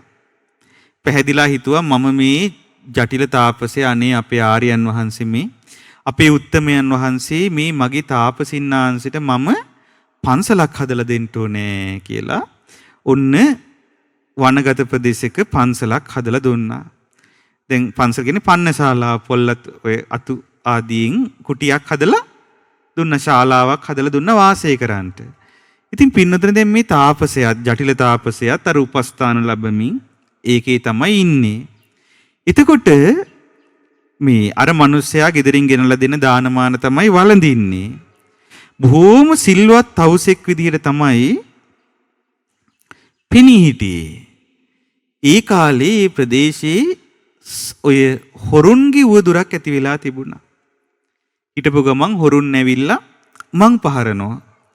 ඉතින් මේ ගම් පහරනවා. එතකොට මේ උපාසක මහත්තයාට හිතුණා මේ තාපසයාගේ දායකයාට හිතුණා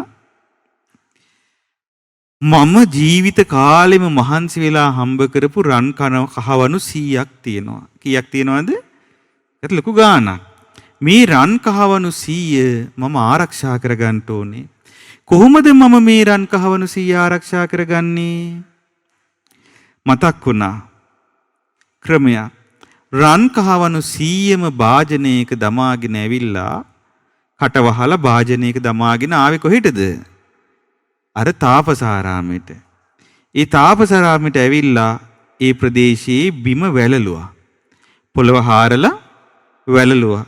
වලලලා අර තාපසින්නාන්සට කියනවා ස්වාමීනි මා සතු ධනය මෙච්චරයි. අනේ ස්වාමීනි මේ ගැනත් පොඩ්ඩක් බලන්න කියලා කිව්වා. එහෙම කිව්වට පස්සේ මේ අර කවුද තාපසින්නාංශ කියනවා පින්වත අපි පැවිද්දනොය අනේ අපිට ඔය වගේ දේවල් ගැන කතා කරන්නටවත් වටින්නේ නෑ. අනික අනුන් සතු වත්සුව ගැන අපේ ලෝභයක් නෑ. පින්වත කියලා කිව්වා. හැබැයි හිතේ මොකද්ද තිබ්බේ? හිතේ තිබුණේ මොකද්ද? රන් කහවණු 100ක්. මේ රන් කහවණු 100ක් තියෙනවා නම් මං නිකම් මේ ජටිල තපස් කරන්න ඕනේ. ඕකත් අරගෙන පැන්නනම් මට සුවසේ හොඳ අඹුවක් අරගෙන මේ පහසු ජීවිතයක් ගෙවන්න පුළුවන්. ඉතින් මං මොකටද මේ ජටිල තාපසයෙක් විදිහට දුක් විඳින්නේ කියන එක තමයි ඔළුවේ තිබ්බේ. ටික දවසක් ගත වෙන්න දීලා අර ගොඩ දමපු වස්තුව ගත්තා. දැන් පණින්න ලෑස්ති. හැබැයි හිතුවා එකපාරට මෙයා නෑ කියලා දැනගත්තොත් එහෙම අර මිනිස්සයා කලබල වෙලා හොයන්න පුළුවන්. මට ඒ අතර ටිකක් දුරකට යහගන්න බැරි වුණොත් සමහර විට මම ඒකට අහු වෙන්නත් පුළුවන් කියලා ඒකට උපක්‍රමයක් කළා. ඔන්න පහුවෙනිදා දායකයාගේ ගෙදරට දානෙට ගියා. ගිහිල්ලා හොඳට දානෙ වැළඳුවා. හොඳට දානෙ වළඳලා මෙහිම කිව්වා. පින්වත ඔබතුමා නිසා අපි සෑහෙන කාලයක් සැපසේ වාසය කළා. කොහොමත් එක තැනක දිග කලක් ඉන්න එක හොඳ නෑනේ. එක තැනක දිග කලක් ඉඳි මොකද වෙන්නේ? විවිධ ආසාවල් ඇති වෙන්නත් පුළුවන්. ඒ නිසා එක තැනක දිග කලක් ඉන්න එක හොඳ නෑ. කොහොමත් එක තැනක දිගටම වාසය කරන එකකින් මිනිස්සු සමග බැඳීම් ඇති වෙනවා. බැඳීම් කියන්නේ පැවිදි ජීවිතේට කිලුටක්. ඒ නිසා මම දැන් වෙන තැනකට යන්නයි කල්පනාව කියලා කිව්වා. දැන් අර මිනිස්සයාට හරි දුකයි. ඒ මිනිස්සයා කියනවා අනේ ස්වාමීනි එහෙම කරන්න එපා.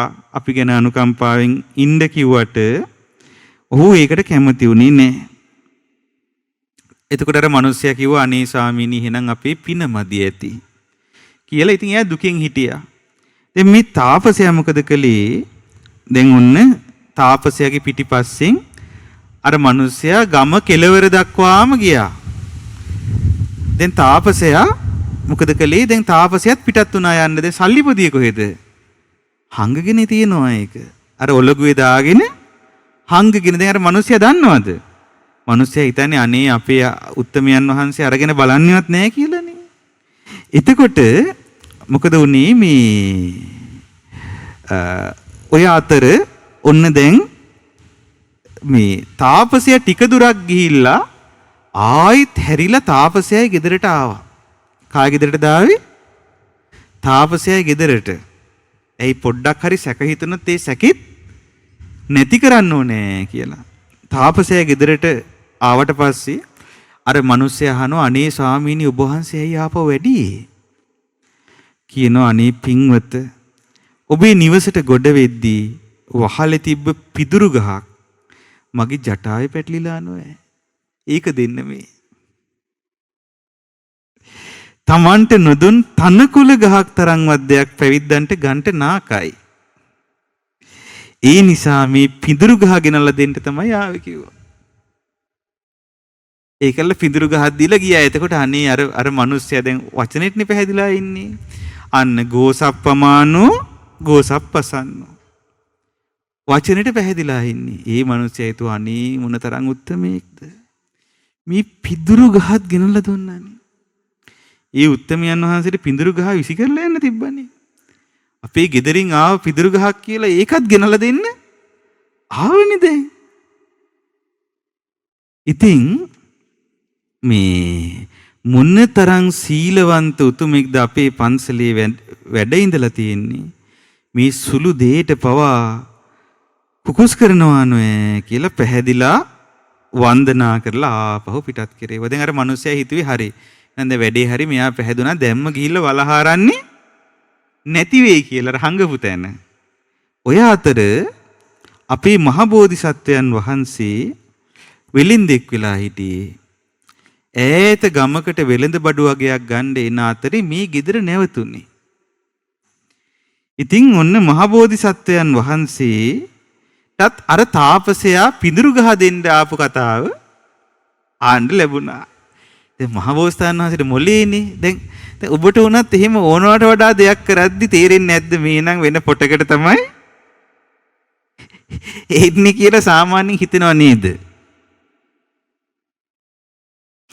මේ නම් වෙන පොටකට තමයි එන්නේ කියලා දැන් වෙනදා සාමාන්‍ය විදිහට ඉන්නවා නම් ඔන්න දැන් ඇවිල්ලා අපි හිතමු ඔන්න මේ වළඳන්න පෑන් එකක් ගෙනලා දෙනවා මෙන්න කීකීව දෙනවා.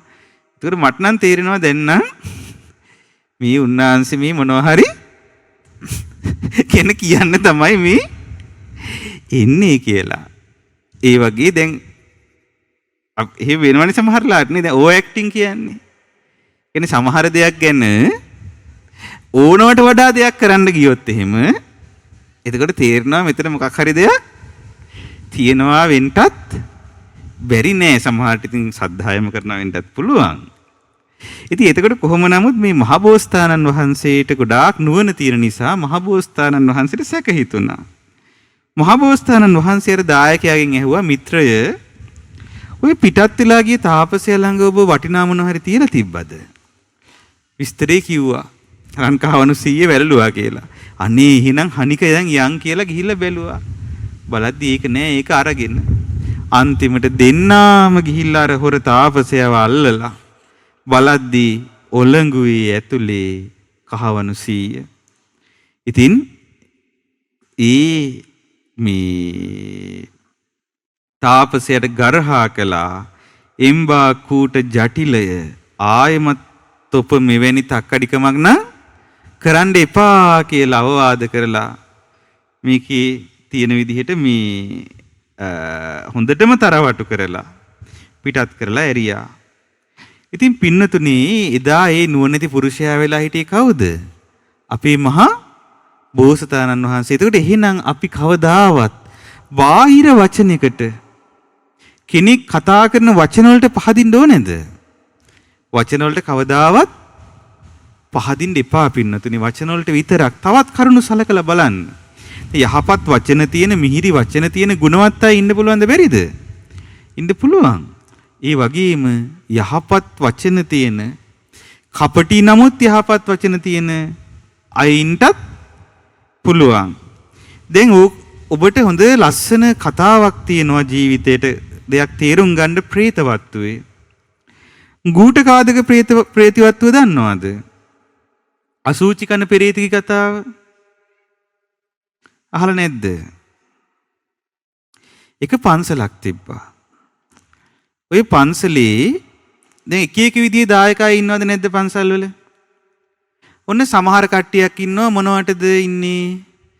බණ අහන්න, ධර්ම ඉගෙන ගන්න, ස්වාමින්වහන්සේලා ධර්මානුකූලව ඇසුරු කරන්න කැමති පිරිසක් ඉන්නවද නැද්ද? ඉන්නව නේද? ස්වාමින්වහන්සේලා ධර්මානුකූලව ඇසුරු කරන්න කැමති දායක පිරිස් ඉන්නවා. ඒ අය පොයට බණ අහනවා. ඊට පස්සේ හවස වන්දනාවට එනවා. ඊට පස්සේ හොඳට ඒ භික්ෂුන් වහන්සේලාගේ වචන ජීවිතයට ගලපාගෙන ජීවිතයේ ධර්මයෙන් දියුණු කරගන්න උත්සාහ කරනවා. ඒ හැබැයිම දායක පිරිස් එහෙම නේද? පුළුවන් විදිහට සිව්පසෙන් අපෝපකාර කරගෙන මහා සංඝරත්නයේ ඇසුරේ ජීවිත ගොඩනගා ගන්නවා. නමුත් සමහර දායක පිරිස් එහෙම නැහැ. ස්වාමින්වහන්සේලාව පෞද්ගලිකව ගන්නවා. පෞද්ගලික වරිණාමී මගේ ස්වාමින්වහන්සේ. නැත්තම් මේ මෙහිමයි කියලා පෞද්ගලිකව ගන්නවා. පෞද්ගලිකව අරගෙන මොකද කරන්නේ? ඊට පස්සේ උන්වහන්සේ මොනවාද කරන්නේ? හොඳක් නරකක් තමන් විමසලා බලන්නේ නෑ. ඒ උන්වහන්සේ කෝල් එකක් අරගෙන කිව්වොත් අම්මී අරක කරාපන් ගිහිල්ලා කියලා ඒකත් කරනවා. අනිත් පැත්තට කිව්වොත් දැන් මෙහෙම කරාපන් ගිහිල්ලා කියලා මොකද කරන්නේ? ඒකත් කරනවා. එතකොට අර ධර්මානුකූලව ලැබු පැහැදීමක් තියනවාද? ධර්මානුකූලව ලැබු පැහැදීමක් නැහැ. ඒකත් එක්ක අර පුද්ගල ප්‍රසාදයක් මත පදනම් වෙලා අන්තිමට පාපී භික්ෂුවකට ඒ විදිහට අහු වුණොත් එහෙම වෙන හානිය මොකක්ද? ඒ පාපී භික්ෂුව අර උපාසකතුමාගේ වේවා උපාසකතුමියගේ වේවා හිතේ පුංචි හරි පැහැදීමක් තිබ්බනම් ඒකත් නැසෙන විදිහට ඒ කෙනා අතින් බොහෝ නිරේගාමී පව් කෙරෙන විදිහට ඒ කෙනාව මෙහෙයවීම සිදු වෙනවා. එතකොට පින්නතුනේ දැන් මොකද වුනේ? මේ පන්සලෙත් එහෙම දෙයක් වුණා. එක ස්වාමින්වහන්සේ නමක් තමයි හිටියේ. මේ ස්වාමින්වහන්සේ ගැන පැහැදුණු උපාසිකාවකුත් හිටියා. එතුමිය තමයි හැමදාම දානි ගෙනියන්නේ. ඉතින් මේ ඒ උපාසිකාවම තමයි විහාරෙත් හැදුවේ. හිතවත් ස්වාමින්වහන්සේ නමක් තමයි ආරාධනා කරලා වඩම්ම ගත්තේ. පැහැදුණු සිතින් උපස්ථාන කළා. එතකොට දැන් ඔන්න විවිධ ජනපදවලින් චාරිකාවේ වඩින ස්වාමින්වහන්සේලාත් මේ විහාරයට වඩිනවා. මේ විහාරයට එහෙම වඩිද්දී ඒ විවිධ ජනපදවලින් චාරිකාවේ වඩින ස්වාමින්වහන්සේලා මේ විහාරයට ආවට පස්සේ අර උපාසකම්ම ඉතින් අනේ ඒ ස්වාමින්වහන්සේලාට උපස්ථාන කරනවා. දැන් මේක බලාගෙන ඉන්න බැරි වුණා කාටද? අර භික්ෂුවට. එයා කැමති කාට උපස්ථාන කරනවා නම් විතරද? උන්වහන්සේට විතරයි.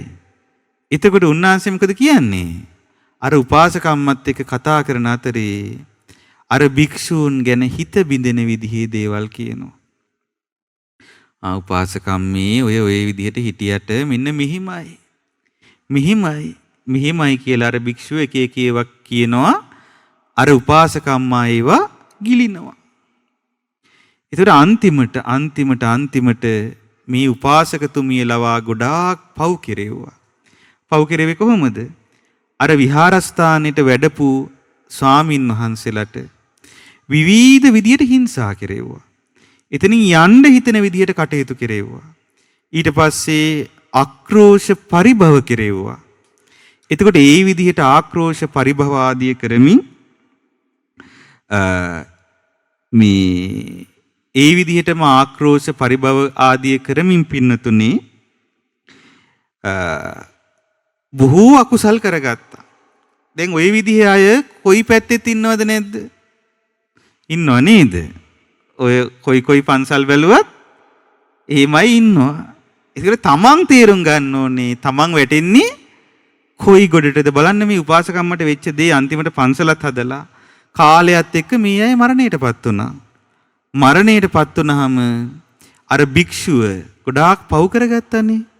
ඒ භික්ෂුව ඉපදුනේ ඒ පන්සලේම වැසිකිලි වලේ. කොහෙද ඉපදුනේ? පන්සලේම වැසිකිලි වලේ. එතකොට අර ඒ භික්ෂුවට විහාරය හදලා දීලා උපස්ථාන කරපු උපාසකම්මා පව් කරගත්ත. අන්න ඒ උපාසකම්මා උපදිනවා ඒ වැසිකිලි වලේම අර ශ්‍රමණ ප්‍රේතයාගේ කර උඩ. එතකොට මේ පෙරේති උස්සගෙන ඉන්නේ කවුද? අර පෙරේතයා. උන්වහන්සේ. ඒ උන්වහන්සේ කර උඩ ඉන්නේ කවුද? පෙරේති. මිනිස්සු දාන අසුචි අර පෙරේති කනවා. දැන් අර අසුචි වලට වැටෙද්දි මිනිස්සු දාන අසුචි පෙරේති කනවා. පෙරේති දාන අසුචි අර ශ්‍රමණ ප්‍රේතයා කනවා. ඉතින් බලන්න පින්නතුනේ වෙන හැටි. අන්තිමට ඒ උන්වහන්සේත් විපතේ වැටුණා.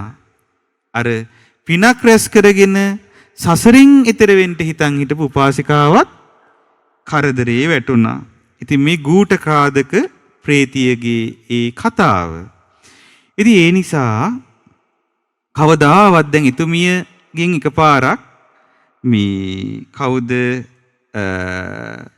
ඇහුවනි මුගලන් මහරහතන් වහන්සේ මේ පෙරේතිව දැක්කට පස්සේ ඇහුවා ඔබ මේ මොන වගේ දෙයක් කරලාද ඔහොම උනේ කියලා. අසූචි වලින් ගොඩට ඇවිල්ලා දීන විදිහට ඉන්න වෙලාවක තමයි ওই ප්‍රශ්නේ ඇහුවේ. එතකොට උත්තර දෙනවා අනේ ස්වාමීනි මගේ ගෙදර ආවාසයේ භික්ෂුවක් හිටියා. හරීම ඊර්ෂ්‍යයි. දායක පවුල් වලට මසුරුයි. මගේ ඒ ගෙදර ගැනමයි හිත බැඳගෙන තිබුණේ කෑදරයි. සිල්වතුන්ට ගරහනවා.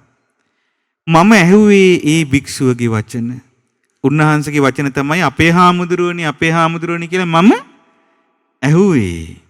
සිල්වත් භික්ෂුන් වහන්සේලාට මම නිନ୍ଦා අපහාස කළා.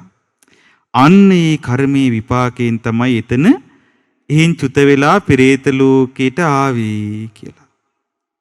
බලන්න පින්නතුනේ මේකේ තියෙන භයානකකම තේරුණා නේද?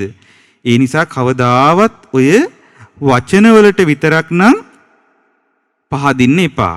ඒ කියන්නේ මොකද්ද වෙන්න හොඳ නැත්තේ? ගෝසප්පසාදක වෙන්න හොඳ නැහැ. ඊළඟ එක මොකක්ද?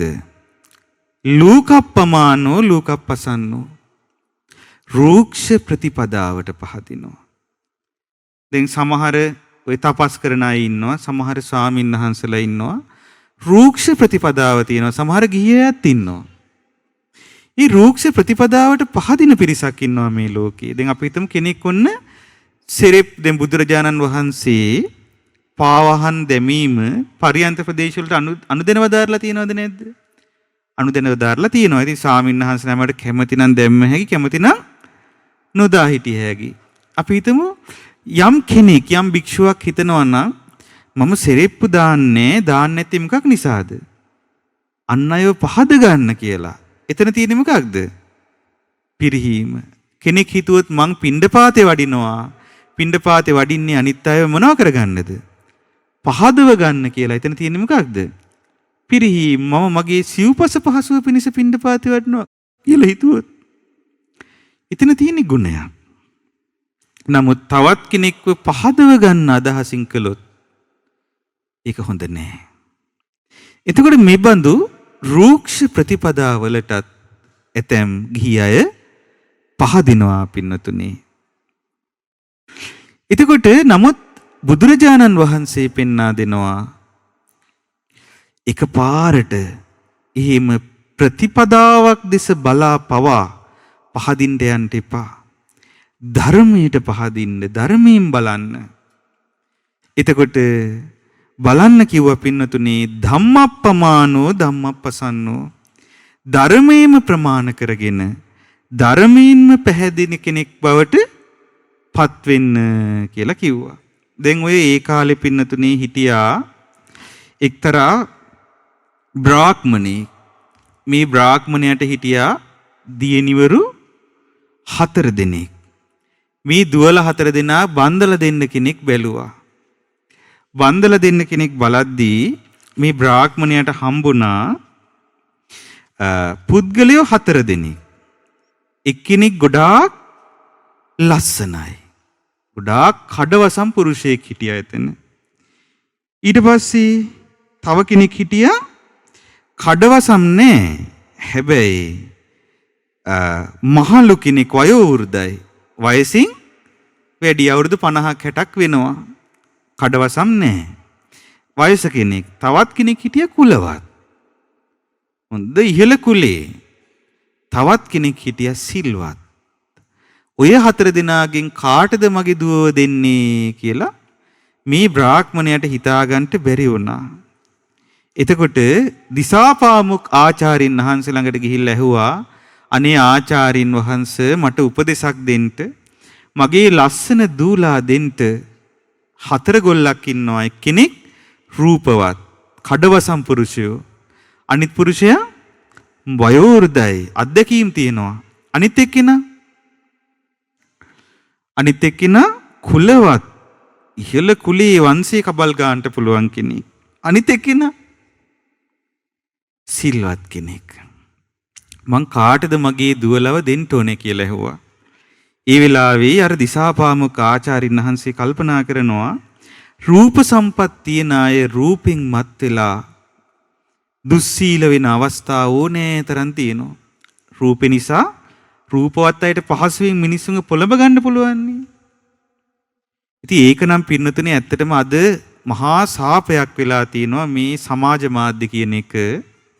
මොකද දැන් එක විදිහට මිනිස්සු තමන්ගේ රූපේ ෆොටෝ ගහලා මොකද කරන්නේ? දානවා. ඒ ෆොටෝ ගහලා දාන්නේ මොකටද? සමහර අය දාන්නේ ඔන්න තවත් කෙනෙක්ව දැලට ගන්න. තවත් කෙනෙක්ව කොටු කරගන්න. ඉතින් මේ විදිහට සමාජ මාධ්‍ය හරහාද බොහෝ තරුණ දරුවන්ගේ ජීවිත විනාශ වෙලා. ඉතින් කොහොම නමුත් මේ රූපෙන් මත් වෙලා ලස්සන රූපවත් අය දුස්සීල වෙන අවස්ථා ඕන තරම් තියෙනවා. නමුත් සිල්වත් කෙනා නම් කොයි කාලෙටත් හොඳයි. හැමෝටම සැනසෙල්ලේ ඉන්න පුළුවන් සිල්වත් කෙනෙක් නම් කියලා මගේ කැමැත්ත තියෙන්නේ සිල්වත් කෙනාට කියලා කිව්වා. ඊතර කිව්වා රූපේ ලස්සනට තියෙන කෙනා හොඳ සිරුරක් තියෙන නිසා මම ඒකට නරකයි කියලා කියන්නේ නැහැ. වයසට ගිය මහලු කෙනත් ගරු කළ යුතු කෙනෙක්. ඔහුට අත්දැකීම් තියෙනවා තමයි. උසස් කුලයේ උපන් කෙනත් ඒ නිසා යම් පහසුවක් ලබනවා. ඒකටත් මම මොනවත් කියන්නේ නැහැ. හැබැයි සිල්වත් වූ කෙනා ඔය සියලු කරුණෙදී ඕන නිසා ඒ කෙනා හැම අතින්ම සිල්වත් කෙනෙක් සමග යන කෙනාට ආරක්ෂාවක් තියෙන නිසා මම ඔහුටයි කැමති කියලා කියන්නේ කියලා කිව්වා. ඉතින් පින්නතුනේ ඒ බ්‍රාහ්මණය සතුටු වෙලා තමන්ගේ දියණී සරණ පාවා දුන්නේ කාටද? සිල්වත් කෙනාටයි. කොයි කෙනාටද? මොකද්ද මේ ජාතකයේ නම? සාදු සීල ජාතකේ. මම මේ වෙච්ච දෙයක් නිකන් එකක් නෙවෙයි. ජාතක කතාවක් වදාලේ.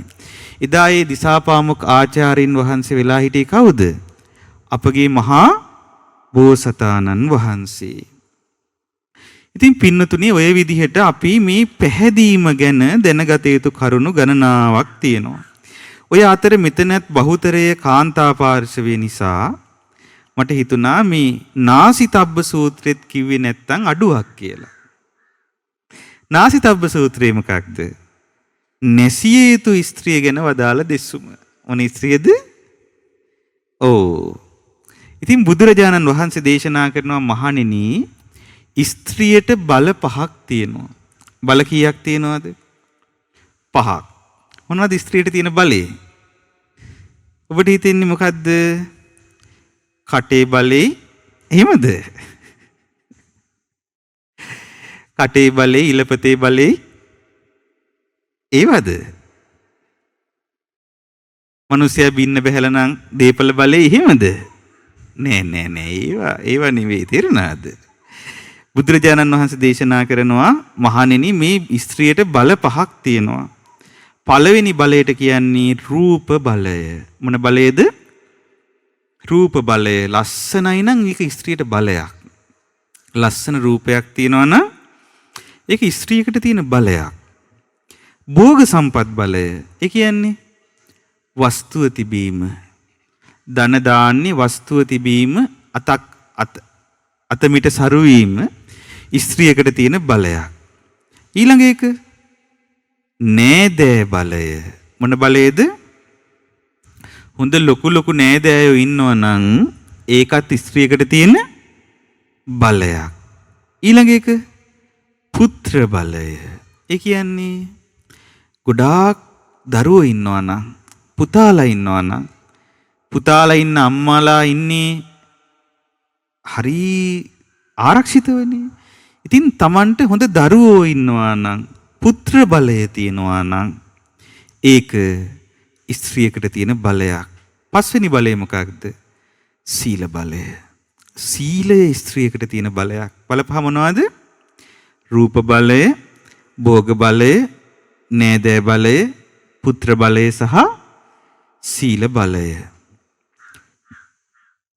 බුදුරජාණන් වහන්සේ වදාලා මහණෙනි ඔන්න රූප බලයෙන් යුතු ස්ත්‍රියක් ඉන්නවා.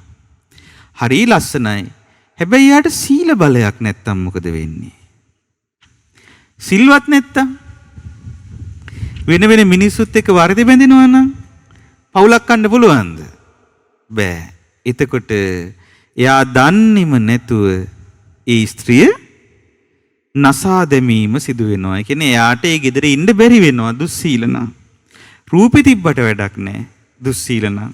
ඊට පස්සේ බුදුරජාණන් වහන්සේ වදාලා මහණෙනි ඔන්න රූප බලයයි භෝග බලයයි දෙකම තියෙන කෙනෙක් ඉන්නවා. රූපෙත් ලස්සනයි, සල්ලිත් තියෙනවා. හැබැයි සීල බලය නැත්තම් එයාට කුලයක ගෙදරක කසාද බැඳලා ගිහිල්ලා ඉන්න බෑ, ප්‍රශ්න ඇති වෙනවා. ඊට පස්සේ කියනවා තව ස්ත්‍රියක් ඉන්නවා රූප බලයයි භෝග බලයයි ඥාති බලයයි තුනම තියෙනවා. හැබැයි ඒ තුනම තිබ්බට සීල බලය නැත්නම් ඇය විනාශ වෙනවාමයි. මොකක් නැත්තන්ද? සීල බලය නැත්තම් ඇය විනාශ වෙනවාමයි. ඒවා තිබ්බා කියලා මිනිස්සෙක් කැමති වෙන්නේ වෙන මිනිසුත් එක්ක යන කාන්තාවක් ගෙදර තියාගන්න. ඊට පස්සේ බුදුරජාණන් වහන්සේ වදාලා මහණෙනි ඔය භෝග බලය, රූප බලය, නේදෑ බලය, පුත්‍ර බලය හතරම තියෙනවා.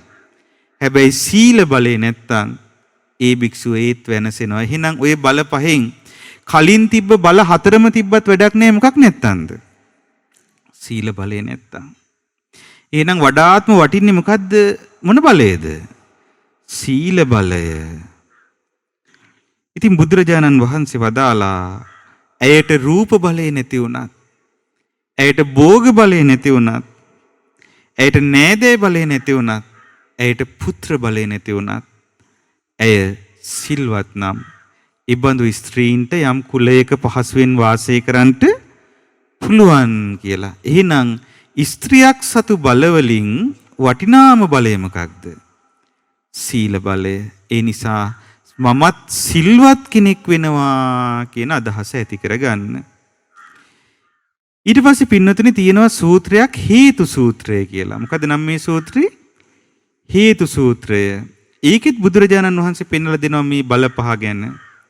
ඒකලා කියනවා මහණෙනි ස්ත්‍රිය රූප බලය නිසාවත්, භෝග බලය නිසාවත්, ඥාති බලය නිසාවත්, පුත්‍ර බලය නිසාවත් කය බිඳිලා මරණයටපත් වුණාට පස්සේ දිව්‍ය ලෝකෙ උපදින්නේ නැහැ.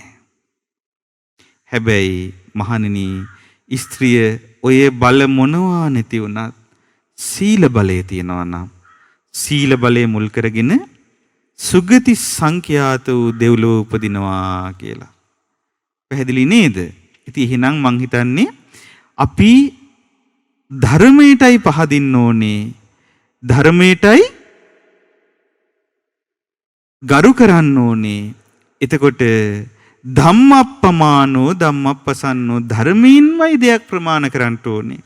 වෙන දෙයකට නෙවෙයි. වන්න සූත්‍රය කියලා සූත්‍රයක් තියෙනවා පින්නතුනේ. මේ සූත්‍රෙදි බුදුරජාණන් වහන්සේ පෙන්වලා දෙනවා මහණෙනි මෙන්න මේ දේවල් හතර තියෙන කෙනා හිසේ තිබ්බ බරක් බිමින් තියනවා වගේ නිරේ උපදිනවා කියලා. මොනවද මේ දේවල් හතර? අනනුවිච්ච අපරියෝගා හිත්වා අවන්නා රහස්ස වන්නං වාසති. ඔන්න ඒ කියන්නේ නොවිමසා සම්පූර්ණ වශයෙන් සොයා නොබලා අගුණ කිය යුත්තාගේ ගුණ කියනවා. අගුණ කියන්න ඕන කෙනාගේ මොකද්ද කියන්නේ? ගුණ කියනවා. හරියට මේ තේරුම් ගන්න නැතුව අගුණයක් කියන්න සුදුසු කෙනාට ගුණයක් කියනවා. ඊට පස්සේ නොවිමසා සම්පූර්ණ වශයෙන් නොබලා ಗುಣ කිව යුත්තාට නිନ୍ଦා අපහාස කරනවා. කාටද නිନ୍ଦා අපහාස කරන්නේ? ඔව් ಗುಣ කියන්න ඕනේ කෙනාට නිନ୍ଦා අපහාස කරනවා. ඊට පස්සේ නොවිමසා සම්පූර්ණ වශයෙන් සොයා නොබලා නොපැහැදිය යුතු කරුණේ පහදිනවා. නොවිමසා සම්පූර්ණ වශයෙන් නොසොයා පැහැදිය යුතු කාරණේ අපහැදෙනවා. ඔන්න ඔය 4 දෙනා හිසේ තිබ්බ බරක් බිමින් තියනවා වගේ නිරේ උපදිනවා කියලා බුදුරජාණන් වහන්සේ වදාලා. ඒ වගේම බුදුරජාණන් වහන්සේ වදාලා මේ ලෝකේ ඉන්නවා නම් විමසා සම්පූර්ණ වශයෙන් සොයා බලා අගුණ කිය යුතු කෙනාගේ අගුණ කියන කෙනෙක් ඉතින් හරියටම හොයලා බලලා අගුණයක් නම් තියෙන්නේ ඒක අගුණයක් කියලා කියන ඕක හොඳ නෑ කියලා කියනවා නම් හොඳටම හොයලා බලලා ಗುಣ කියපු කෙන ಗುಣ කිය යුත්තාගේ ಗುಣ කියනවා නම් පැහැදිය යුතු කෙනාගෙන පැහැදෙනවා නම් අපැහැදිය යුතු කරුණේ අපහදිනවා නම් බුදුරජාණන් වහන්සේ වදාලා අන්නේ පුද්ගලයා හිසේ තියෙන බරක් බිමින් තියනවා වගේ සුගති ලෝකේ උපදිනවා කියලා බුදුරජාණන් වහන්සේ වදාලා. ඉතින් එහෙනම් පින්නතුනේ අපි කෙනෙක්ගේ ಗುಣ හරි නුගුණ හරි කියනවා නම් සම්පූර්ණයෙන් කරුණු සලකා බලා කිරීම තමයි වැදගත් වෙන්නේ. මං හිතන්නේ අපේ ජීවිතේට මේක ගොඩාක් වැදගත් කරුණක්. මේ සූත්‍රයේ විශේෂයෙන්ම අපි තේරුම් ගන්න හේතුව තමයි අද වර්තමානයේ බොහෝ ධර්මීය පුරුදු කරනවා කියලා හිතන් ඉන්න උදවියක් සමහර වෙලාවට මේ පුංචි කරුණු ගැන සලකන්නේ නැතුව බොහෝ අකුසල් රැස් කරගන්න අවස්ථා තියෙන නිසා. ඉතින් අපි අද ඉගෙන ගත්ත සූත්‍රයේ නම මොකක්ද? රූපප්පමාන සූත්‍රය. මොන සූත්‍රයේද? රූපප්පමාන සූත්‍රය. ඉතින් ඒ නිසා කවදාවත් එහෙනම් රූපයෙන් හරි ශබ්දයෙන් හරි මනින්න යන්න එපා. නැත්තම් වෙන්නේ මොකද්ද? අර මොල්ලියක් තියෙන මිනිස්සෙක් දැකලා ගියේ කෙල්ලට වෙච්ච වැඩේ තමයි නැත්තම් වෙන්නේ. ඉතින් පින්නතුනේ එහෙනම් හැමෝම අදිෂ්ඨානයක් ඇති කරගන්නට අපි රූපේ මුල් කරගෙන වේවා, ශබ්දේ මුල් කරගෙන වේවා, රූක්ෂ ප්‍රතිපදාවක් මුල් කරගෙන වේවා සම්පූර්ණයෙන් කරුණු විමසා නොබලා තීරණවලට මැනීම් වලට යන්නේ නැතුව ධර්මයෙන්ම විමසා සම්පූර්ණයෙන් කරුණු විමසලා ධර්මයෙන් ප්‍රමාණ කරමින් ධර්මයේ තුලම පිළිසරණක් ලබනවා කියලා අදිෂ්ඨානයක් ඇති කරගන්න. සාදු සාදු සාදු. එහෙනම් සියලු දෙනාට උතුම් වූ චතුරාර්ය සත්‍ය ධර්මය අවබෝධ කිරීමේ වාසනාව උදා වේවා. සියලු දෙනාට ශ්‍රීමත් ලලාට ධාතුන් වහන්සේගේද උතුම් කේශ ධාතුන් වහන්සේලාගේද සේරුවිල මංගල මහා සෑ රජුන්ගේද ආශිර්වාදේ සැලසෙත්වා. සාදු සාදු සාදු. මෙවැනි වටිනා ධර්මදේශනා නැරඹීමට ශ්‍රද්ධා YouTube චැනලය සබ්ස්ක්‍රයිබ් කර සීනුව ලකුණ ඔබන්න.